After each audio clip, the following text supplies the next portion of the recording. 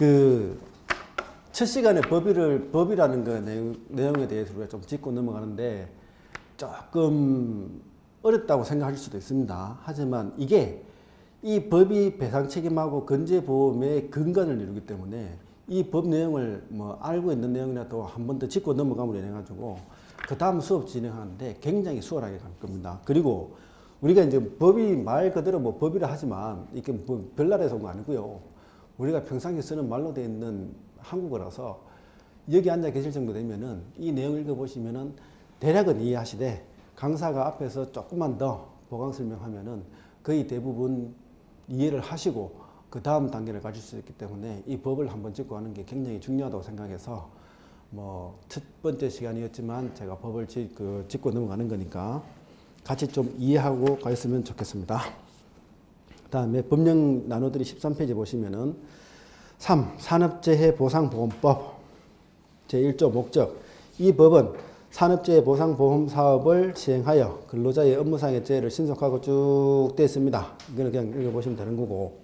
5조 정의. 아까 우리가 근로기준법에 대한 정의에서 근로자의 정의에서 우리가 몇 페이지에서 우리가 다뤘는가 하면은 8페이지에 법령지 8페이지에 근로기준법에 대해서 정의, 근로자란, 사용자란, 근로계약이란, 임금이란, 평균임금이란, 소정근로시간 이런 식으로 쭉 나왔는데 이 여기에서 이 산업재해 보상보험법에서 나오는 거는 업무상 재해란 무엇인가, 근로자란 말 그대로 각각 근로기준법에서 따르는 정의를 따른다 이렇게 나와 있습니다.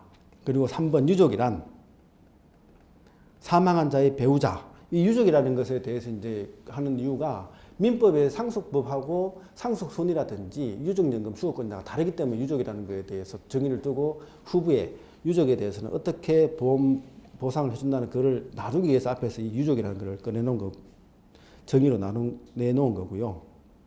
4. 치유란 부상 또는 질병이 완치되거나 치료의 효과를 더 이상 기대할 수 없고 그 증상이 고정된 상태에 이르게 된 것을 말한다. 이때 우리가 이제 산업재해보상보험법에서는 산업재해 건재보험이나 이런 데서는 장애 등급을 판정받습니다. 1급에서 14급까지 나와 있는 장애 등급을 판정받게 되고 똑같은 개념에서 치유를 가지면은 이제 산재사고하고 배상 책임이 경합됐을 때는 노동능력 상실률을 또 별도로 또 따져봐야 됩니다. 그때도 이제 이 치유가 개념이 들어갔고 더 이상 치료 효과를 기대할 수 없을 때 노동능력 상실률을 평가해서 보상하게 됩니다. 5. 장애란 부상 또는 질병이 치유되었으나 정신적 또는 육체적 훼손으로 인하여 노동능력이 상실되거나 감소된 상태를 말한다. 여기서 이제 또 장애에 대해서도 우리가 장애가 실질적인 소득 감소에 대해서 보상을 하느냐 아니면 노동능력 상실률을 대해서 보상을 하느냐에 따라서 우리 법원은 노동능력 상실에 따른 보상을 합니다. 실질적인 소득 감소분에 대한 장애로 인한 소득 감소분을 보상한다면은 사고가 난 이후에 치료가 되고 후유장애에 남아서 회사에 복지가 하든지 정상적으로 일어나는 사람은 장애보험금 받을 수 있는 여지가 없어지게 됩니다. 그래서 우리 법원에서는 노동능력 상실률을 기준으로 보상해주는 법리를 따르고 있습니다. 7번 진폐 넘어가겠습니다. 14페이지 제3장 보험급여. 이 부분이 근로기준법에 나와 있는 근로기준법 제8장 재보상 우리 법령기 페이지 9페이지에 보시면은 근로기준법에서는 요양보상, 휴업보상, 장애보상, 유족보상, 장업이 뭐 일시불 이렇게 쭉 나와 있는데 이 산업재해보상보험법에서는 그보다 조금 더 강화되었습니다. 내용은 일단 읽어보시고 내용은 뭐라고 되어 있는가 하면은 1번 요양급여 근로기준법에서의 요양보상에 해당되는 겁니다. 2번 휴업급여 근로기준법에서의 휴업보상 3번 장애급여 4번 간병급여 간병급여는 추후에 별도 설명하겠습니다. 5번 유족급여 6번 상병보상연금 7 장의비 8 직업재활연금 이런 식으로 해가지고 이 산재보험법에서의 보상 내용이 근로기준법을 근간으로 하기 때문에 제가 좀 전에 앞서서 근로기준법에 대해서 설명을 드린 겁니다. 그리고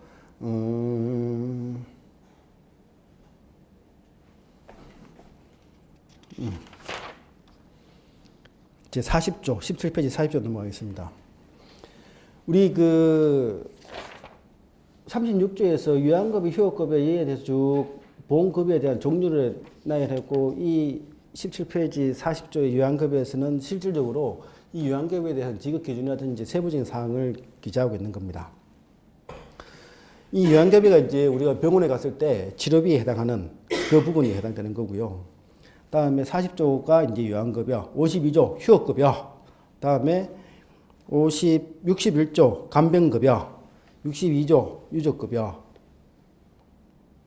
63조 보시면은 유족보상연금 수급 자격자의 범위 해가지고 부모 또는 조부모, 자녀, 손자녀, 형제자매 이렇게 되어 있고 상수 순위도 65조에 보면은 수급권자인 유족의 순위 해가지고 여기에서는 이제 사실상 사실혼을 가지고 있는 생계를 갖추고 있던 배우자, 자녀, 부모 여기서 법률을 전제로 하지 않습니다. 이 부분이 우리 민법의 상속 순위하고 다르기 때문에 지금 21페이지 제65조 수급권자인 유족의 순위 제가 설명드리고 있습니다.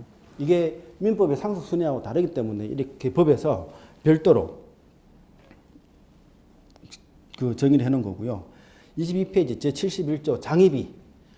장의비도 이제 손해배상의 법리에서의 장의비하고 그 장의비 자체가 좀 다릅니다. 여기에서는 장의비는 평균 임금의 121분을 지급하도록 되어 있습니다.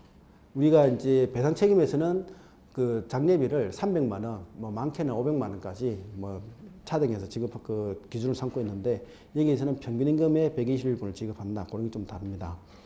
제80조 다른 보상이나 배상과의 관계가 좀 전에 좀 시간에 말씀드렸던 근로기준법에서 관계에서의 그 다른 보상과의 관계를 거의 비슷한 내용으로 만들어 놓은 겁니다.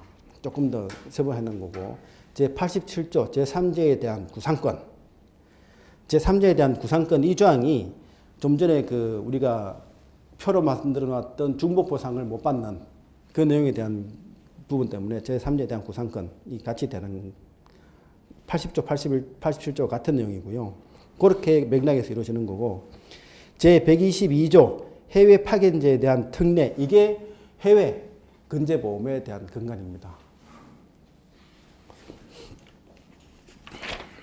자, 다음에 25페이지 보면은 선언법인데 이 선언법은 또 내용을 쭉 가다 보면은 이 선언법은 어디하고 또 맥락을 같이 하는가 하면은 근로기준법하고 거의 또 맥락을 같이 합니다. 특이한 몇 가지 예를 들어서 선언이라는 그 전제는 배를 타고 해외에 나가기 때문에 해양에서 나타나는 행방불명이라든지 그 배 타고 있을 때 24시간 업무상 일을 하지 않지만 배를 타고 사용자의 선주에 내지는 사용자의 관리감독하에 있기 때문에 그 부분에 대해서도 보상을 한다. 이런 내용이 근로기준법하고 성격이 다른 몇 가지 부분만 차이 나는 것을 제외하고는 나머지 부분은 거의 대동소이하게 근로기준법을 근간으로 갖고 있기 때문에 근로기준법 하나를 해놓으면은 선언법, 다음에 산재법 해놓고 해외 근제, 뭐 국내 근제 여러 가지 법에 대해서도 같이 유추가 될 수 있기 때문에 제가 이 법을 오늘 다루고 가는 겁니다. 자, 그렇게 해서 법의 내용을 보시면 되고 또 하나가 이제 저 7번 체육시설의 설치 이용에 관한 법률 우리 법령리 페이지 43페이지 한번 보시면요.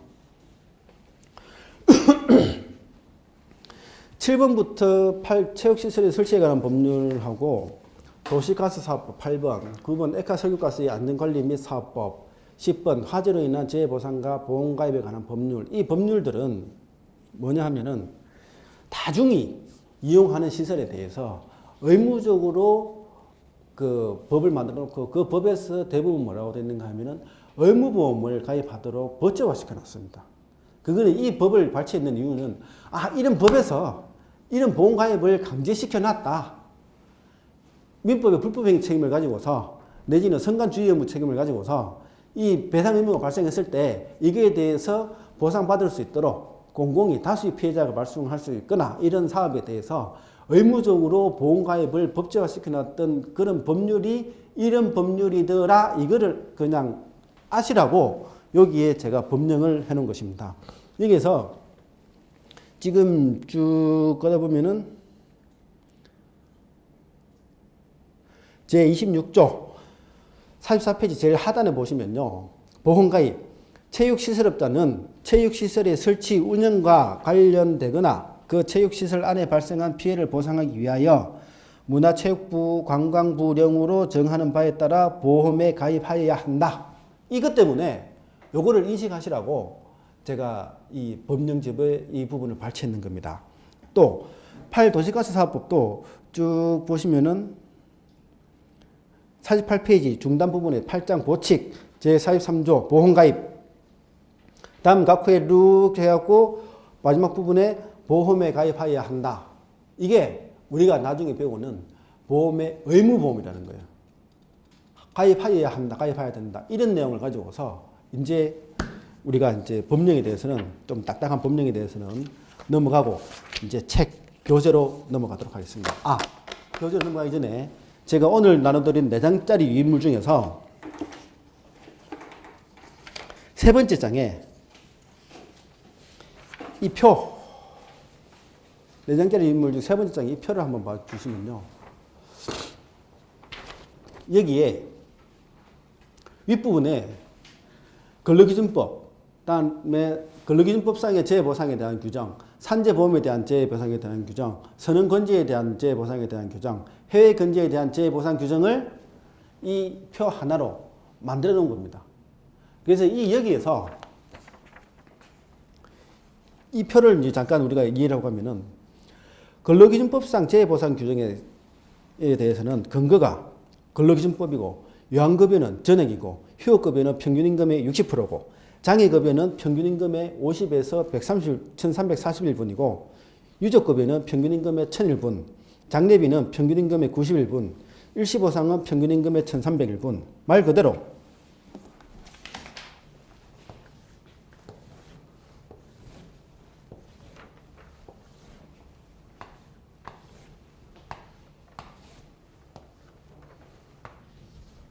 이게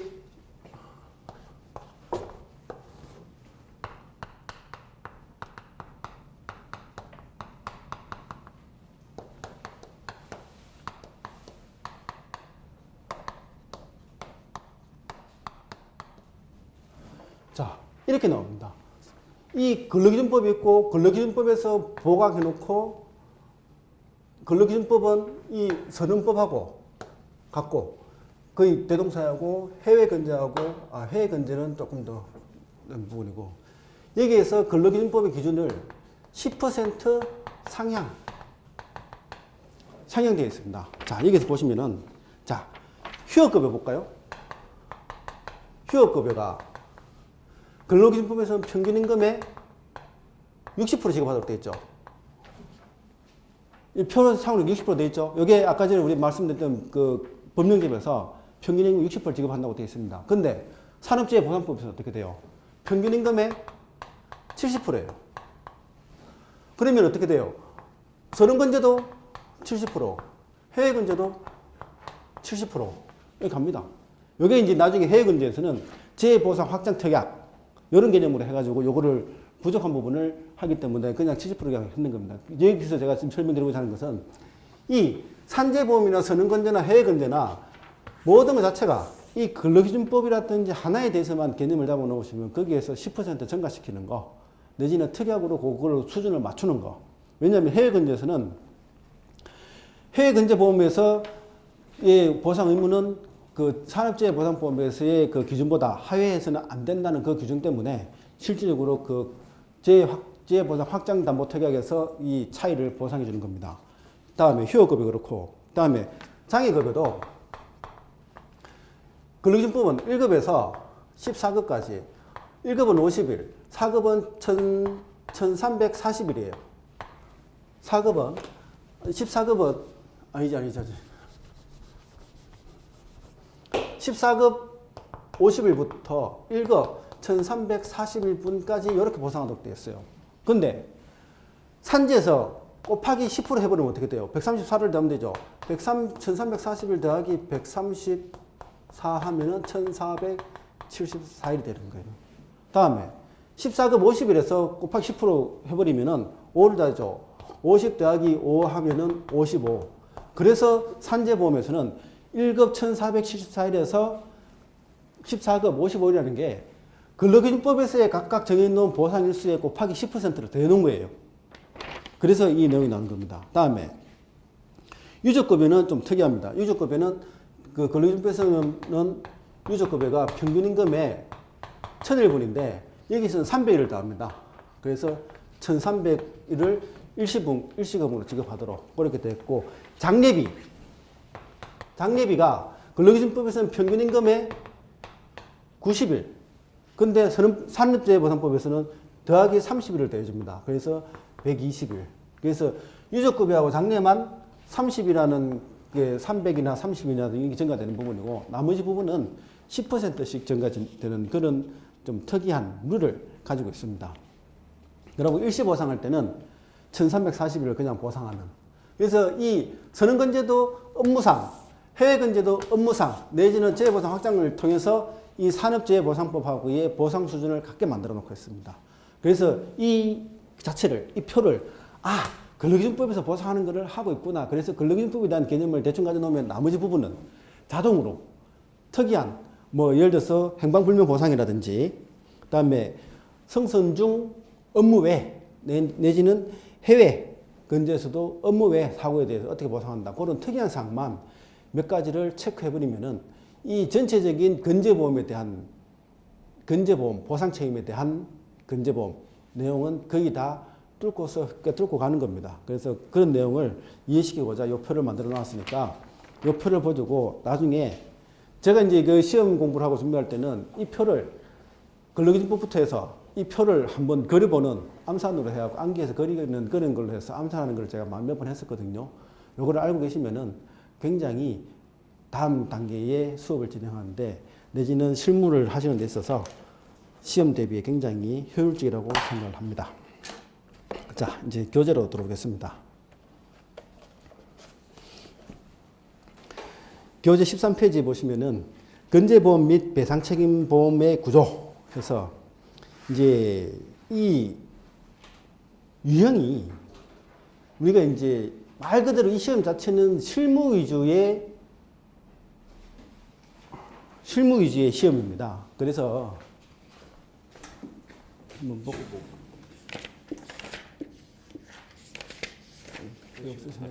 책이 없으신가요? 교재를 좀 있으셔야 되는데. 자, 일단 설명을 드릴게요. 사례 계산 문제의 제일 유형은 배상책임보험만이 존재하는 사례 계산 문제. 우리 배상책임보험이 일상생활에서 배상책임만 존재하는 보험 구조가 있습니까? 어떤 게 있죠? 의무보험이 가입되지 않은 배상책임보험. 우리가 흔히 일상에서 가지고 있는 일상생활 배상책임보험. 자녀 일상생활 배상책임보험, 저 일상생활 배상책임보험. 일상생활 하면서 제가 보험을 가입해야 되는, 의무적으로 가입해야 되는 보험은 없잖아요. 예를 들어서 자동차가 있으면 자동차에서 의무적으로 보험을 가입하지만, 대인배상책임을 가입해야 되지만, 나머지 보험은 제가 보험을 가입하고 안 하고는 제 자유잖아요. 근데 여기에서 말하는 배상책임에서 이미 보험만 존재하는 거 어떤 게 있습니까? 일상생활 배상책임. 병원 같은데 의사 배상책임 보험 의무적으로 가입하는 거 아니죠? 연간 배상책임 가입할 수도 있고 안 할 수도 있죠. 가입이 강제되지 않는 임의 보험만 있는 형태. 그게 이제 일상생활 배상책임에서 발생하는 연간 배상책임, 시설 배상책임 이런 게 첫 번째 유형에서 얘기하는 그 배상책임 보험만 존재하는 거. 다음에 아까 우리 말씀드리는 체육시설가. 자, 여기 또 지우고 자 설명을 좀 드리면서 할게요.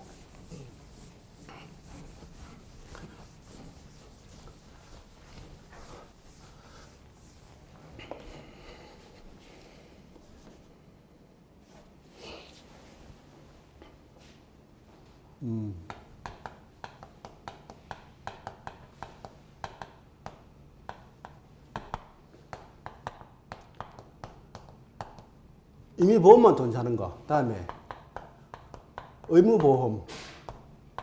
다음에 경합. 의무보험이 그냥 우리 간단하게 아까 했는 건 체육시설 내지는 가스시설. 경합되는 거. 일상생활 배상책임이라든지 말하는 임의보험 아니지. 의무보험 더하기 임의보험. 이 임의보험도 한 개, 두 개가 가입될 수 있고, 의무보험도 한 개, 두 개가 있을 수 있잖아요. 무슨 말씀 아시겠어요? 사고의 원인에 따라서 의무보험이 자동차가 두 대가 꾹 부딪혀가지고 대인배상원이 중복된다. 피해자가 있는데 두 사람이 경합해갖고 한 사람 다칠 수 있잖아요. 그죠? 의무보험, 임의보험. 그러니까 뭐냐면 그 사람 손해에 대해서 일상생활 배상 책임만 가입됐으면은 전체를 일상생활 배상 책임에서 다 담보해 주는 거예요. 예를 들어서 제가 집에 화분을 움직이다가 떨어뜨려 갖고 밑에 있는 자동차가 깨졌네. 그러면 어떻게 돼요? 일상생활 배상 책임에서 담보해 주겠죠. 자동차 파손된 거에 대해서. 우리 집에 욕실에 물이 새가지고 밑에 집에 누수가 돼가지고 천장 긁고 벽지하고 그런 거 다 문제가 됐죠. 장판하고 다 해줘야 되죠. 일상생활 배상 책임 임의보험에서 해주는 거잖아요.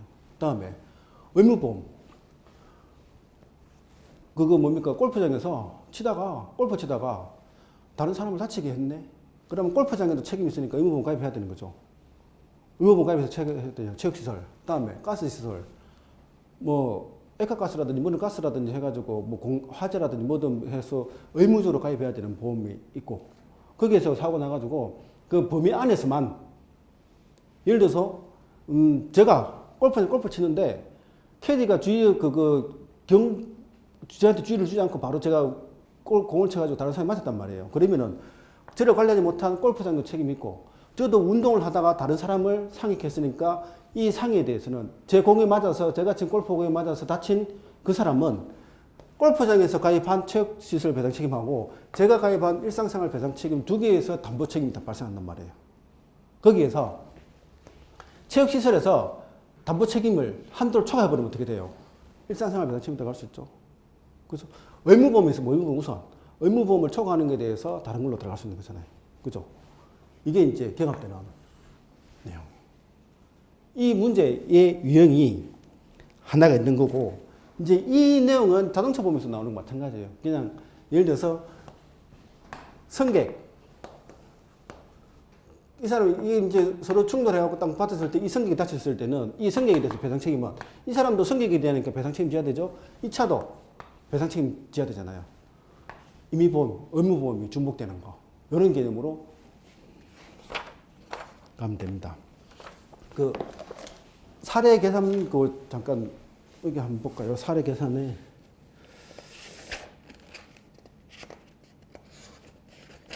책이 전혀 다른데, 교재하고. 책 달라니까 이것만 주던데. 그래요? 그러면은 이거는 지금 교재를 가지고 계셔. 혹시 자리를 앞으로 당기셔가지고 지금 같이 보실 수 있으시면은, 일단 오늘은 수업을 꼭 같이 그렇게 책을 좀 보시고,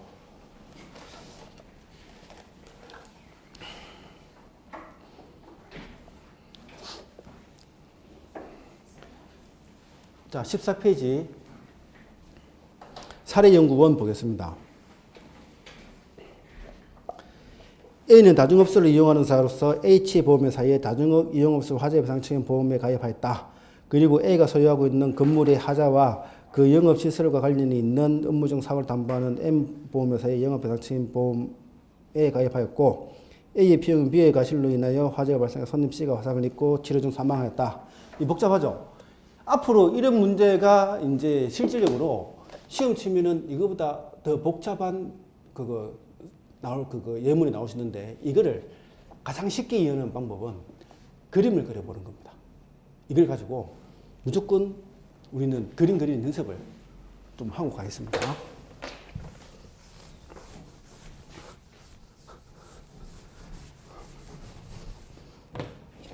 제가 화이트보드에서 맨날 하다가요, 여기 와서 이걸 하면은 지워지지가 않아서 어깨가 아파요.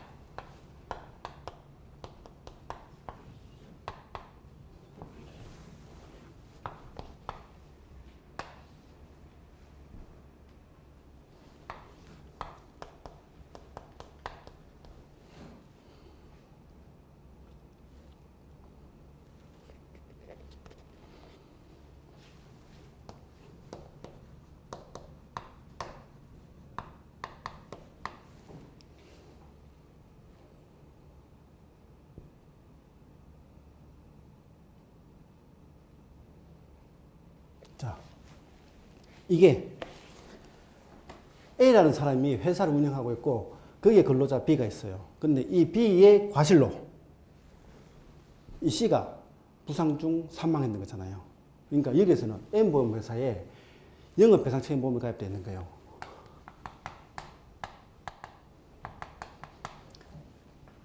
A의 업무 관련 시설로 인해서 일을 하다가 내지는 아까 우리 민법 756조의 그 사용자 책임 있지 않습니까? 근로자를 고용한 사람이 이 근로자가 업무상 과실로 해서 제3자를 그 상해했을 때는 그 사용자가 배상 책임을 진다. 이게 M보험회사 영업배상책임보험에서 담보하는 거잖아요. 이 내용이 이 그림을 하나 그려놓으면은 끝났어요. 이 사람에 대해서 부상하다가 사고 당했으면 이 사람은 어디에다가 손해배상을 청구할 수 있습니까? 우리가 불법행위 책임을 행위자 책임 내지는 사용자 책임 내지는 M보험회사에 직접 청구권. 그죠? 이 A하고 M보험회사의 관계는 뭐예요? 계약에 의한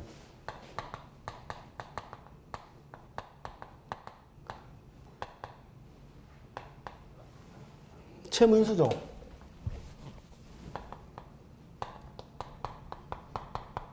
앞에 뭐가 됩니까? 병존적.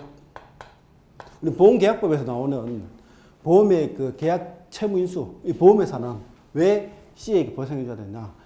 A가 져야 될 배상 책임을 보험이라는 관계를 룰을 툴을 이용해서 보험회사에 전가시키는 거죠. 얼마만큼을? M보험회사 영업배상 책임에 가입한 보험담보만큼을. 그죠? 이 관계가 A하고 M보험회사 관계는 계약에 의한 병존적 채무인수 관계가 성립되는 거고 A는 민법 제756조에서 B의 과실로 인해서 다른 사람이 사상했기 때문에 이 사람에 대해서 사용자 책임을 이 사람이 지는 거고 그죠? E는 직접적인 과실을 일어나고 이 사람 다치게 되기 때문에 불법행위 책임이 성립하는 거고 그죠? 여기서 이 세 가지의 배상 책임에 대해 배상에 대한 관계가 성립되는 거예요. 근데 이 배상 범위 내가 여기가 아까 보험에서 얼마 들이든가 피해자 1인당 2억, 한 사고당 4억, 1인당 2억, 한 사고당 4억. 이 C 손해배상의 범위가 2억, 4억의 범위 내라면은 보험회사에서 정리가 되겠죠. 근데 이 C의 손해배상이 6억이다.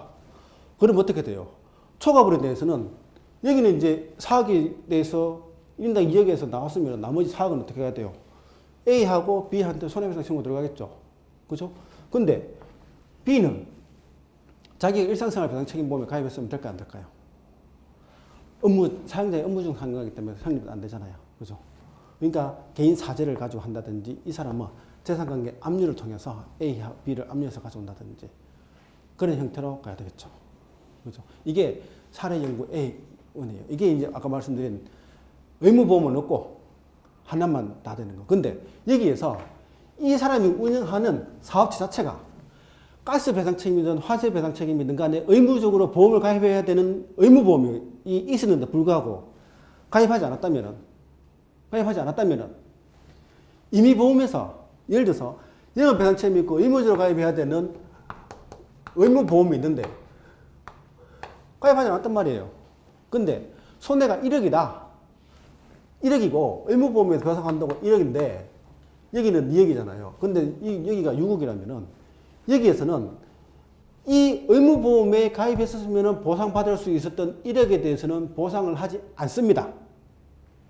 그 초과분에 대해서만 당연히 있는 걸로 생각하고 초과분에 대해서만 보상을 해줘요. 예를 들어서 이 사람이 손해가 6억이 아니고 1억이다. 근데 의무보험에 1억을 가입했어야 됐어요. 근데 의무보험 가입 안 하고 영업배상책임보험 가입했어요. 그러면은 이 C라는 사람은 여기에 청구할 수 있겠지만 여기에서는 의무보험 가입 의무대상이네? 면책이 어떻게 돼요? 이 사람한테 청구를 해야 돼요. 내지는 여기 청구하든지. 그 말은 뭐예요? 이 임의보험은 의무보험이 가입 강제되어 있다면 가입 강제되어 있는 범위 내에서는 보상을 한다 안 한다? 보상 안 한다고 얘기하는 게 이 교재 후반부에 좀 있으면 다른 걸로 나오는 거예요. 무슨 말인지 아시겠죠? 의무보험이 있으면 의무보험이 없으면 그걸 제외한 나머지 부분만.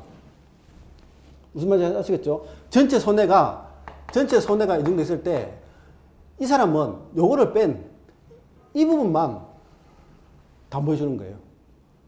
자기 보험의 범위 내에서. 이게 의무보험과 배상 그거 임의보험이 경합됐을 때 의무보험이 있느냐 없느냐 효과. 의무보험이 있으면 의무보험에서 이걸 보상하겠죠. 그렇기 때문에 임의보험에서 이 부분을 빼고 간단 말이에요. 만약에 이걸 가입하지 않는데 임의보험에서 의무보험 가입 부분까지 다 보상한다 그러면은 의무보험 가입의 의미가 있어요 없어요? 가입 강제 의미가 없잖아요. 그러니까 벌금 내는 거 말고는 없다고. 그러니까 임의보험에서는 의무보험이 있었으면 보상받을 수 있는 범위는 보상하지 않는다. 그게 면책으로 항상 자리 잡는 겁니다. 자, 이 해설을 보면은 A의 비용은 B의 과실로 인한 화재이기 때문에 A에게 민법 750조 사용자 책임이 발생하고 그래서 H와 M보험회사의 보상책임이 발생하고 의무보험을 가입하여야 하는 경우 임의보험 가입 여부는 관계없이 의무보험에 가입하였더라도 보상될 수 있는 금액을 초과하는 손해만을 보상한다. 근데 실제로 그 보험 가입 안 했다면은 보상 안 한다는 그 내용이에요. 그래서 그 설명했던 내용이 이 해설에 나와 있는 내용입니다. 자, 사례 연구 2.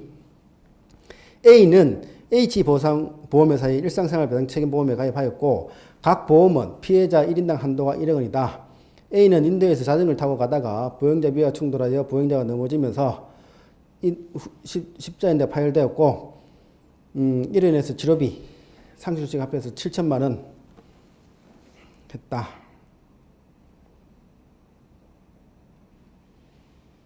이거는 뭐 문제 같지도 않은 문제가 나와버렸네요.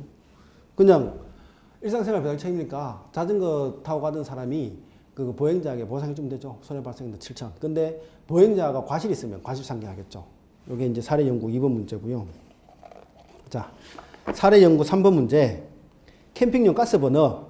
근데 피해자에게도 과실이 있네요.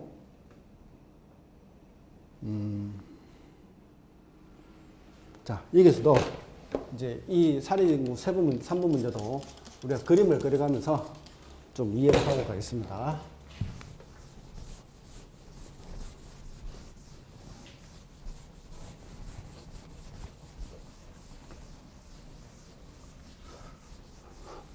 우리 교재가 앞에 이론을 다른 교재는 이론이 우설인데 저희들 쪽에서는 사례 계산하고 이 문제가 우설입니다.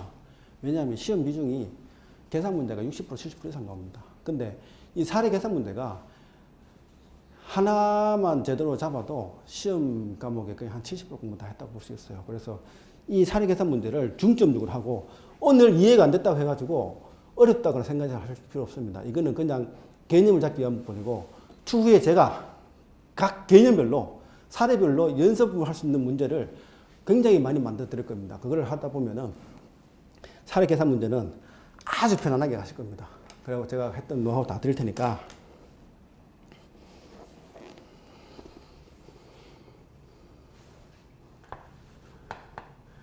B업체가 번호 생산 여기가 어디에 보험 들어있는가 하면은 H보험사 생산물 배책 가입되어 있습니다.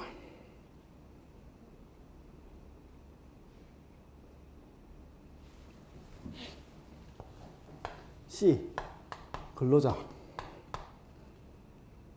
근로자는 아니죠. 그냥 번호 사용자죠.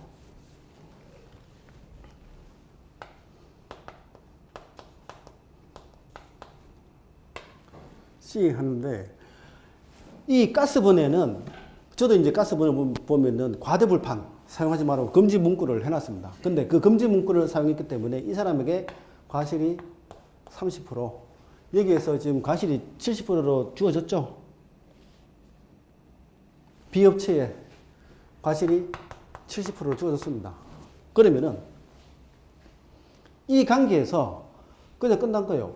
이 B업체는 보험 일상생활 배상 책임이라든지 생산물 배상 책임에 의해서 자기가 이 생산물로 발생하는 배상 책임에 대해서 H보험회사에 병존적 채무인수 채무 전가시켜놨죠. 보험 가입되어 있으니까 이 보험 범위 내에서는 어떻게 돼요? 여기서 직접 보상을 합니다. 여기에서 가면은 배상 보상, 여기에서 가면은 배상이겠고 여기에서 가면은 보상이겠죠. 배상하고 보상하고 차이는 아시죠? 예? 자, 여기인데 피해자에게도 과실이 있으니까 전체에 예를 들어서 위자료,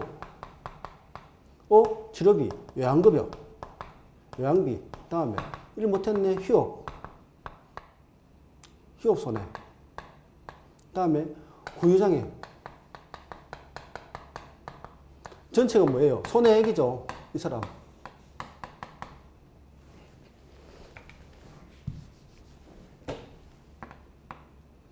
C의 전체 손해액이죠. 근데 배상 책임 비율이 어떻게 돼요? B업체의 그 문제도 있었지만 이 사람이 사용상의 지시를 어기고 과대불판 사용하면 안 된다는 그 경고를 무시하고 했기 때문에 이 사람한테 과실이 있죠. 전체 손해액 중에서 30%는 C 책임, 이 70%는 여기 70%는 누구 책임이에요? B 책임. 그러니까 어떻게 됩니까? 보험회사는 B의 책임 부분만큼을 C에게 보상해 주겠죠. 이해됐습니까? 이게 3번 문제예요. 여기서 실질적으로 위자료 어떻게 계산하고 이거 관계는 추후에 또 설명드리니까 이런 관계에 의해서 항목별로 보상하는데 이런 관계에 의해서 이제 배상한다, 보상한다.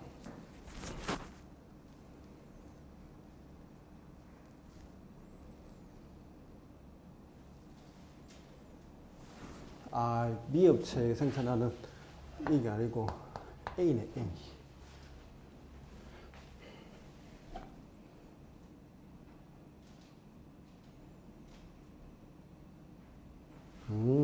이거는 그림 자체가 이게 문제하고 틀리게 됐죠. A하고 C하고 불판을 사용해서 사용하는데 이 사람은 B가 만들어 놓은 그 버너, 이 사람이 70%. 문제에서 이래 되나요?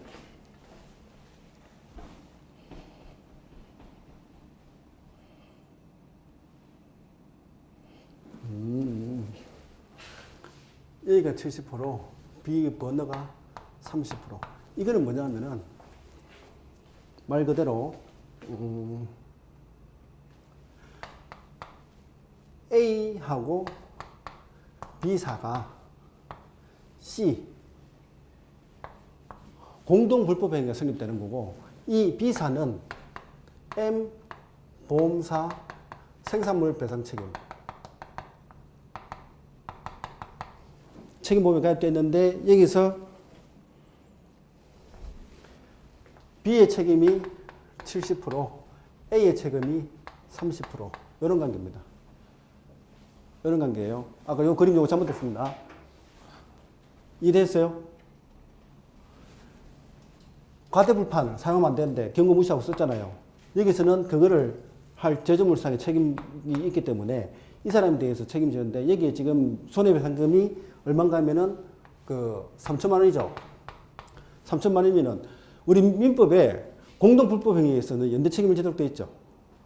이 3천만 원에 대해서 A가 책임 비율이 30%니까 900만 원 청구하고 B사가 책임 비율이 70%니까 2,100만 원 청구하고 이게 아닙니다.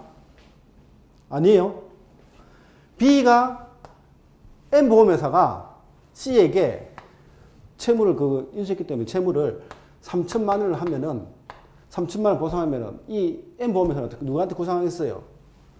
A에게 과대부판 하면 안 되는데 사용해가지고 이 사람 다쳤고 우리가 보상했기 때문에 너도 손해배상의 책임이 있으니까 어떻게 30%? 900만 원 구상하겠죠? 그죠? 반대로 A가 3천만 원을 보상했으면 어떻게 돼요? 여기에 구상가 청구하겠죠? 얼마? 여기 2,100만 원. 여기도 2,100만 원. 그게 어떻게 생각되는 거면은 너희들 생산물 잘못 만드시니까 책임져 2,100만 원. 우리는 M보험회사에 계약 인수해놨어. 책임보험 늘어났어. 여기로 가져가. 이렇게 되겠죠.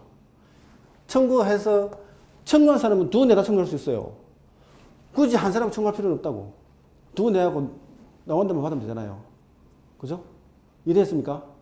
이 C에 대해서 보상을 해준 사람은 공동불법행위자에게 C에게 보상을 해준 이 사람은 공동불법행위자에게 에스크 구상할 수 있다. 이게 그 사례 3번 문제, 사례 연구 3번에 대한 그림입니다. 자, 사례 연구 4. A는 H보험회사와 M 일단 지어놓고 저도 수업을 잠깐 호흡을 돌린 다음에 지어놓고 그림을 바로 그릴 수 있도록 하겠습니다.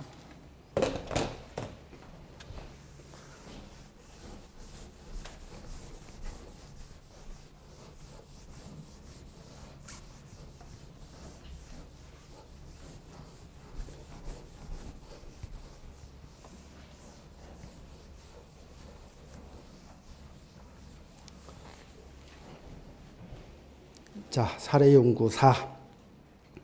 A는 H보험회사와 M보험회사의 일상생활 배상책임 보험에 가입하였고 각 보험은 피해자 1인당 한도가 1억 원이다.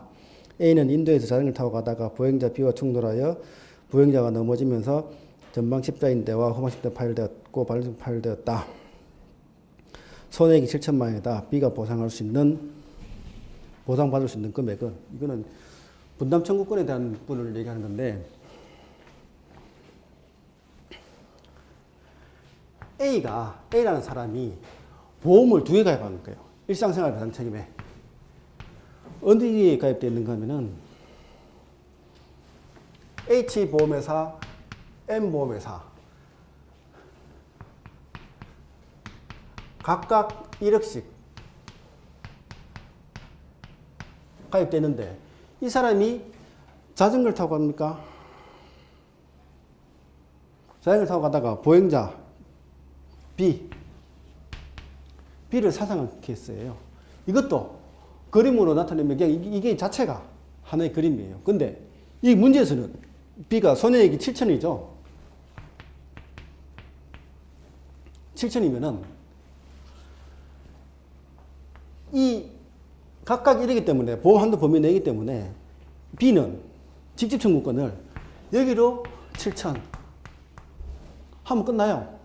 또는입니다. 또는 여기로 7천 하면 끝납니다. 나머지는 어떻게 돼요? 여기에서 먼저 7천이 들어갔으면 여기에서 독립책임액 비례분담에 의해서 3,500만 원 내놔. 구상이 들어가겠죠. 반대로 여기로 먼저 청구해갖고 여기서 7천 줬으면 이 사람은 독립책임액 비례분담에서 3,500만 원 내놔. 이렇게 되겠죠. 예를 들어서 1억이고 여기가 만약에 2억인데 이 사람 손해가 2.5억이에요. 그러면 어떻게 돼요? 그러면은 이 사람은 독립책임액이 얼마예요? 1억이죠. 이 사람은 독립책임액이 얼마예요? 2억이죠. 왜냐하면 이 손해가 2.5니까. 그러면 결국에는 N사는 H사죠. 여기 H죠. H사는 얼마를 부담하는가 하면은 H사는 1 더하기 2억분의 여기는 얼마를 부담해요? 1억이죠. 곱하기 2.5억. 2.5억 곱하기 1이 가야 되겠죠. 다음에 M사는 1 더하기 2분의 여기는 정상적으로 쳐볼까요? 2.5억 곱하기 1 더하기 2분의 2겠죠. 이게 독립책임액이잖아요. 그죠? 독립책임이 M사는 2억을 분담해야 되고 A사는 1억인데 자기 분담 금액이 2억이 한도니까 2억까지 가겠고 여기는 한도 1억이니까 1억까지 가겠잖아요. 그러면 어떻게 돼요? 3분의 1 곱하기 하면은 약 8천만 원 그냥 잡고 여기 1억 7천만 원 잡아버리면 되죠. 그죠? 그러면은 여기에서 이 사람은 여기에다가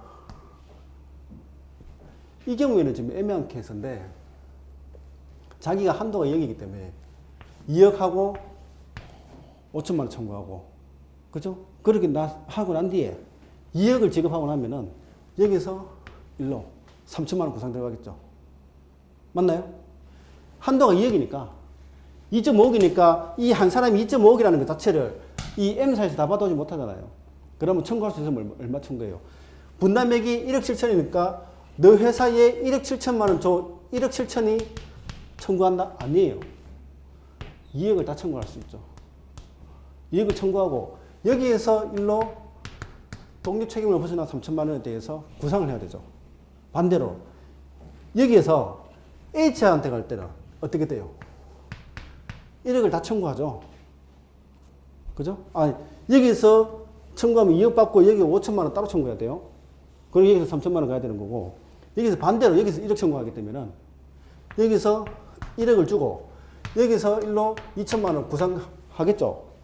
그리고 여기다가 1.5 그래야지만이 독립책임의 비례분담의 원칙에 의해서 공평하게 가는 거잖아요. 그래서 지금 이 문제에서 제가 조금 더 나갔었는데 그냥 이 문제로 한다면은 이 사람이 손해액이 7천 같으면은 이 B는 직접 청구권을 여기든 어느 한 군데다 하면 되고 어느 한 군데에서 보상했으면 여기서 보상했으면은 1로 구상 청구 여기로 구상 청구하면 되고 여기로 청구해가지고 받았으면은 이 H사는 M사로 손해배상에 대해서 구상 청구, 분담 청구를 하면 된다.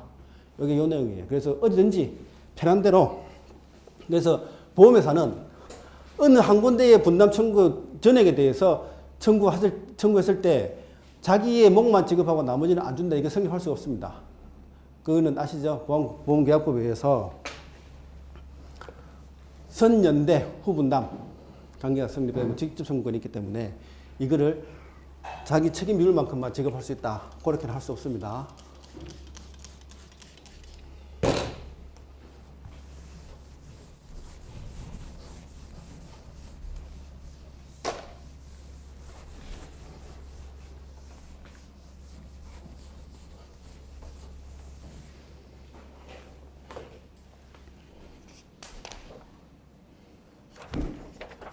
자, 그 다음에 페이지가 16페이지 산재보험과 산재보험 초과 손해를 담보하는 유형의 사례 문제. 이 문제는 어떤가 하면은 A 사이에 직원 B, 직원 B가 C업체 출장 중 C업체 가는데 만취 내지는 신호위반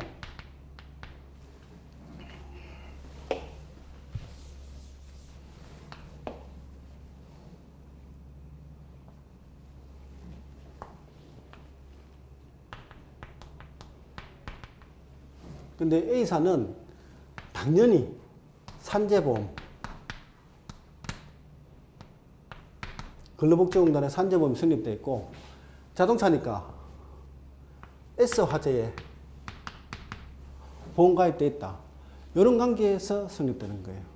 근데 이 사람은 B업체의 A 회사의 업무를 위해서 출장을 가다가 차에 치였으니까 충격되었으니까 이 사람은 근로복지공단으로부터 뭐예요? 산재 보상 산재 수거권을 가지고 있겠죠. 또 이 사람은 S보험회사 내지는 이 T라는 운전자한테 가정할 때 이 T하고 S 운전자 보험 동시에 보상받을 수 있는 청구권을 손해배상 청구권을 가지고 행사할 수 있겠죠. 이런 경우에 어떻게 처리하느냐 이 문제예요. 그림 자체가 이 문제 자체가 그래서 아까 말씀드린 이 산재 면책이라고 하는 것은 이 A 사이, 이 관계 내에서의 사고에서는 산재 면책이라든지 자동차 보험에서 성립되기 때문에 그냥 산재만 적용하면 돼요. 근데 이 관계가 아닌 외부인이 이 우리 직원을 충격했기 때문에 산재 면책이 자동차 보험에 성립하지 않고 산재 보상도 받을 수 있고 그 자동차 보험에서 보상받을 수 있고 이 두 가지 관계가 성립되기 때문에 이 두 가지 관계를 어떻게 푸느냐. 그게 이름하여 이제 항목별 공제, 상사후 공제 쭉 나오는 아까 말씀드렸던 이 그림 하나, 이 표 하나로 그냥 끝나는 거예요. 자, 자보에서, 다음에 산재에서, 자, 어떻게? 위자료. 자보에서는 뭐 4,500만 원 기준으로 곱하기 뭐 쭉 나오겠죠? 근데 산재에서는 위자료는 없어요. 다음에, 휴업손해. 이거 과실이 만약에 0이라고 가정했을 때 휴업손해 평균임금 곱하기 자동차 보면 80%죠. 그죠? 그 다음에 산재는 평균임금 곱하기 70%예요. 그러니까 이거 안 받고 이거를 선택하겠죠. 다음에 이거 선택하겠죠. 과실이 제로니까. 다음에 후유장애. 여기서는 법 기준. 예를 들어서 자보에서는 손해배상액. 근데 손해배상이 예를 들어서 1억이다. 법 기준을 하니까 1억 3천이다. 그러면 이거 받으면 끝나는 거예요. 근데 이게 크고 이게 예를 들어서 이게 손해배상액이 2억이고 이게 1.3억이다. 그러면 이거를 연금 받았으면 연금 받고 플러스 7천을 여기서 받으면 돼요. 이게 아까 전에 이 한 사람에 대해서 민법상 다른 배상 관계에 있어 보상 관계에 있어 보상을 받거나 보상받을 중복을 받을 수 없으니까 항목별로 해가지고 한다는 거예요. 무슨 말인지 아시겠죠? 여기에서 유리한 것만 여기에서 이제 공제가 한데 왜 이걸 빼고 하는 빼고 많은 것을 빼고 적은 걸 빼고 이렇게 복잡하게 하고 하면은 산지에서 보상받을 때 7억에 4,500만 보상받았다 했고 산지에서 보상받을 때 마이너스 4,500을 한다 안 한다? 안 한다. 이게 뭐예요? 항목별 공제. 그리고 이거는 지금 복리후생적 차원에서 지급하는 거기 때문에 아니 산재는 복리후생적 차원에서 하는 거기 때문에 예를 들어서 이게 과실이 적용돼갖고 산재가 더 많고 자동차 보험이 작다고 하더라도 플러스 마이너스 다 결과를 가지고 이게 4,500 여기에서는 마이너스 1,000 마이너스 3,000 해가지고 500 이렇게 계산하지 않는다는 거예요. 무슨 말인지 아시겠죠? 이게 항목별 공제를 해가지고 실질적으로 4,500이면은 산재에서 받아도 이 4,500을 받고 많은 것 중에서 이거 평균임금 곱하기 80% 받고 그다음에 손해액에 대해서 이게 많으면 이거 많으면 이거 이렇게 해갖고 유리한 것만 선택해서 받으면 되지. 그거를 전체 이거를 다 더있는 합을 A 다 더있는 합을 B라고 해가지고 A 빼기 B 절대값 내지는 B 빼기 A 절대값을 보상한다는 얘기가 아니에요. 그게 항목별 공제라는 대법원에서 산정하는 그 항목별 공제라는 그 내용을 여기에 담고 있는 거예요. 이해됐습니까? 이해 안 되셨다 하더라도 그런 게 있구나 하고 넘어가시면 됩니다. 오늘 처음부터 너무 많은 걸 이해해버리면은 용량 초과될 수 있습니다. 이게 건재보험하고 배상책임하고 경합했는 구조에 다예요. 더 이상 나올 거 없어요. 여기서 더 선택하는 거는 이 세부적인 사항을 이거를 어떻게 무슨 법리에 가지고 이게 법 기준이 어떻게 해서 한다 하는 것 자체만 나와버리면 이게 그냥 계산 끝이에요. 이것만 파악하고 나면은 제가 이제 서두에 말씀드린 것처럼 이거를 계산한 문제를 여러 개를 들여가지고 그냥 아주 편하게 접근할 수 있도록 시행착오 겪어가면서 제가 문제를 풀어가면서 할 수 있도록 제가 별도로 제가 만들어드린다 했잖아요. 그것만 다 정리하고 나면은 배상 책임 문제에 자동차 보험도 이 법리예요. 그걸 이해하는 거 끝나는 거고 건재 배상 책임 보험도 이 법리에 끝나는 거예요. 나머지는 뭐예요? 제3보험하고 그 의학 이론에 대해서 집중하시면은 이 계산 문제 끝나고 나면은 자동차 보험하고 산재 보험하고 건재 배상 책임 보험하고 공부의 한 70% 끝났는 거예요. 그러니까 제가 샘플 강의에서 말씀드렸던 시간이 남는다는 얘기가 여기에서 나오는 게 이거 하나 이해하잖아요. 끝났어요. 그냥 70%는 끝났습니다. 잠깐 쉬었다가 다음 단계로 또 넘어가겠습니다. 잠시 쉬었다가 하겠습니다.